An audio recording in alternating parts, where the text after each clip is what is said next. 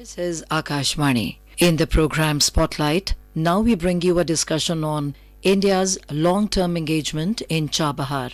The participants are Ashok Sajjanhar, former diplomat, and Arjun Chaudhary, anchor. Today's topic of discussion is on India's long-term engagement in Chabahar. Just to give you some background, it's a long-term management contract for 10 years to operate the overseas port terminal of the Chabahar Port Development Project, Shahid Behesta, and there are some implications because of this engagement that India has entered into, which may also possibly invite sanctions from the United States of America. But there are clearly advantages and strategic benefits for India. To understand this, let's have a warm welcome to our expert, Shri Sajjanhar. Sir, warm welcome to you in the program. Thank you very much, Arjun. Pleasure to be with you.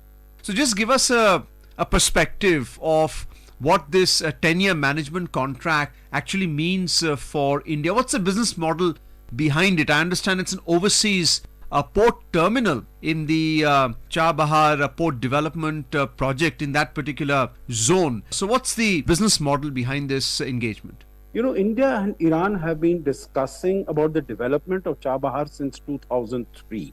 But over this period, because of the sanctions that have been imposed on Iran, because of its activities as far as development of nuclear weapons and ballistic missiles, etc. is concerned, so this project has been making rather slow progress. Till the time in 2016, your listeners might recall that in 2015, there was what is known as the Iranian nuclear deal, or the JCPOA, the Joint Comprehensive Plan of Action. That was signed by President Obama. In fact, it was signed by what was known as the P6, P5, that is the 5 nuclear weapon states, plus Germany and Iran. So the sanctions that were imposed on Iran, they were reduced, and India also started developing Chabahar port at that time. In May of 2016, we had Prime Minister Modi who visited Iran, and there was a tripartite agreement signed between the presidents of Iran, the president of Afghanistan, and the Prime Minister of India to develop Chabahar.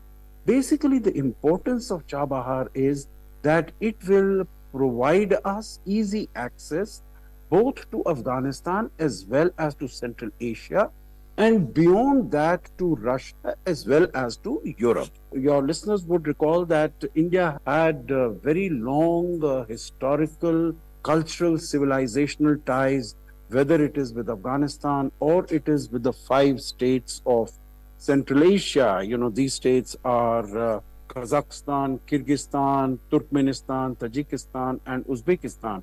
These are very important countries because they are full of energy, whether it is oil or it is gas or it is uranium, or as far as minerals are concerned. And in addition to that, as I said, the Silk Route from India through Central Asia used to go to Europe for about 1800 years. So for many centuries, in fact, thousands of years, India has had very strong connection with this region, with this area. But after India's independence, since we have now Pakistan in between us, we are not able to access these countries. So Chabahar would be an ideal gateway for us to get into these countries. So, you know what you mentioned, that India has signed a 10-year deal, maintenance contract with Iran for maintenance of this seaport. And also we have agreed to invest about $370 million to develop the project and to develop the hinterland. I may also mention at the end that India has already invested about $80 to $100 million in this project earlier to develop the first phase of the Shahid Beheshti jetty. And that has been functioning. We did it very much on time, from a capacity of 2.5 million tons to 8.5 million tons. We were able to do it and been able to use it to transport cargo and containers to Afghanistan and also to Central Asian countries. You mentioned about the long ties with Central Asia, Afghanistan, Azerbaijan, Russia, and Europe via the Silk Route. Is it the INSTC project, which is 7,200 kilometers long, that we are looking to leverage? Yeah, that is part of it. Let me put it this way, that these are two parallel but mutually supportive projects. INSTC, in fact, was conceived and started between these three countries, Russia, Iran, and India, in 1997. But again, we were not really able to take it forward. In that project, Chabahar was not a part of plan that was worked out. In that, the port that we were going to utilize was Bandar Abbas. And Bandar Abbas is a port that is located quite close to Chabahar, but Chabahar is a better harbor. It has a better displacement. It has a better natural harbor. And of course, if we use Chabahar to go to Iran, Central Asia, Russia, and other places, it is both more economical and also it is quicker. So I think studies have been conducted, experiments that have been conducted, and it has been proved conclusively that it is both quicker as well as it is cheaper, it is more competitive. So I think it serves this objective of reaching out to Iran and having this connectivity to Iran rather than sending our goods all the way through China and then from there land route to Central Asia, or sending it to Northern Europe and from there land route to Central Asia and other places. So that is why there is a particular keen interest right now that we should try to work on this project and take it forward. So we're talking about a sea route from Chabahar in Iran all the way to Kandla in Gujarat and Mumbai in Maharashtra because of the proximity. Is that another strategic advantage that we can think of by this engagement? This will be a multimodal transport project. You know, these days all connectivity projects are by and large being multimodal. You would have seen even the IMEC project that was launched during the G20, the India, Middle East, Europe Economic Corridor. That also is you go by sea from here to Dubai, then by road and rail to right through the Arabian Peninsula, from there through Jordan and Israel and onwards by sea to Greece. So it is a multimodal transport project, and this also INSTC is also a multimodal transport project by sea from Kandla and Mumbai to Bandar Abbas or to Chabahar. Let me mention that ever since over the last few years we started developing and working on Chabahar, we have proposed that it should also be made an integral element of the INSTC. And all the participating countries, I think there are about 10, 12 of them, all of them have very readily agreed that Chabahar will be a part of INSTC. So I think once it develops, once we are able to develop the hinterland in terms of road and rail development, then it's going to be much better, quicker, and more competitive in conducting our commerce with these countries.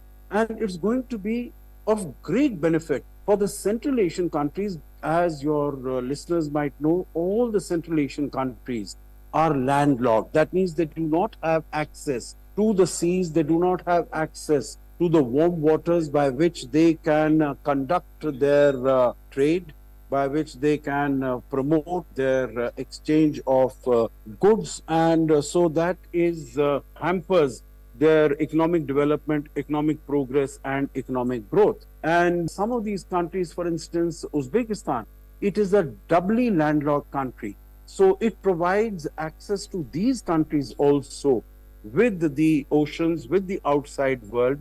So it's a win-win proposition for all countries concerned. Mr. Sajjanhar, is the bottom line of this 10-year contract, which also includes leveraging the INSTC project, the import of oil at a cost which is lower than what is available in the international market, and without having to pay in foreign exchange the way we have to whenever we trade or we buy commodities of that nature in the international market? When we were importing oil from Iran, we were importing about 10-12% of our total annual requirements from Iran, and which were costing us at that time about $12 billion per year.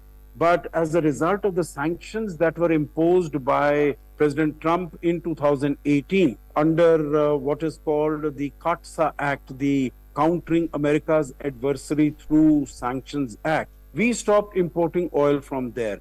And I remember when I was posted in Iran many years, in fact, decades ago, we used to settle our accounts with Iran by what is known as through the ACD agency, that is the Asian currency denomination. So we used to have our own currencies, and now, of course, With his counterpart earlier, IPGL and PM. many of the Indian ports that we have outside, that we are running outside, they have a very good experience and they have been working on it, I think, from 2018 onwards. As I mentioned, Prime Minister Modi had visited Iran in May of 2016. We signed this agreement to develop Chabahar port. If my memory serves me correctly, the inauguration of the expanded seaport of Chabahar was done in December of 2017. And IPGL got the permission, signed an agreement with Iran, with PMO in Iran, the Port Management Authority, to run this seaport in 2018. So we have really been running it, but that has been done on, let's say, for 1 year or 2 years. That contract has been extended, that it is a 10-year long contract that has been signed. And this will give confidence to the other countries to come forward and also start investing in this project. So, what is the trade growth that we're likely to see in terms of revenue from the success of the Chabahar project and, of course, in parallel, the INSTC project? I think it has great potential, but there is huge turmoil and turbulence in the world, in geopolitics. So we'll really have to wait and see as to how much of exchange of trade we are able to conduct through this, because West Asia, Middle East is also become hotbed of conflict and confrontation. Iran has been involved in its conflict with Israel. And also we have seen in Afghanistan, there is, although it's more than 2 years since Taliban came, but there is not a single country that has recognized it so far because of its policies. So I think we'll have to wait and see, but I think we need to be prepared for what the future beckons and what the future holds for us. Thank you, Mr. Sajjanhar, for being with us on Akashvani and giving us your views on India's long-term engagement in Chabahar. Thank you very much, Arjun. You were listening to a discussion on India's long-term engagement in Chabahar. The participants were Ashok Sajjanhar, former diplomat, and Arjun Chaudhary, anchor. This program was produced and presented by the News Services Division of Akashvani. You can listen to it on our mobile app, News on AIR. This program is also available on our YouTube channel, News on AIR Official. You may share your feedback about this program through email at airnsdtalks@gmail.com or WhatsApp on 928 909 4044.